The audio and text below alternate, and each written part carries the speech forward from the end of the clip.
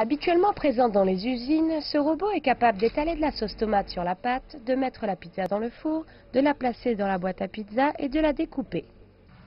Les mouvements du robot ont été synchronisés avec ceux d'un vrai pizzaiolo, de l'art d'étendre la pâte à l'ajout d'huile et de poivre sur une pizza sortant du four.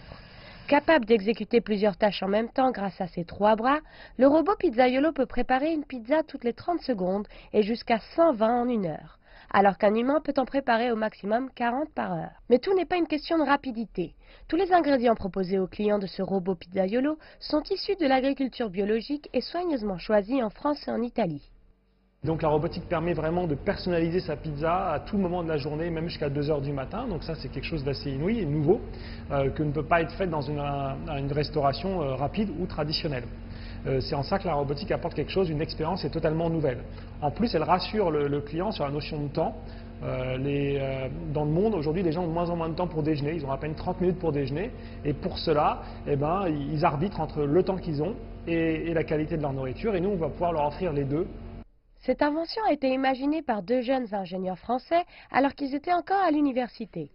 Ils en avaient assez de manger de la nourriture de mauvaise qualité, les seuls repas qu'ils pouvaient s'offrir à l'époque, alors ils ont commencé à réfléchir à des solutions pour concilier rapidité et qualité à n'importe quelle heure de la journée. Comme pour les distributeurs traditionnels de café ou d'encas, ce concept permet de commander une pizza fraîche rapidement et à toute heure. Le robot pizzaiolo n'a pas encore quitté la salle d'exposition où il se trouve actuellement.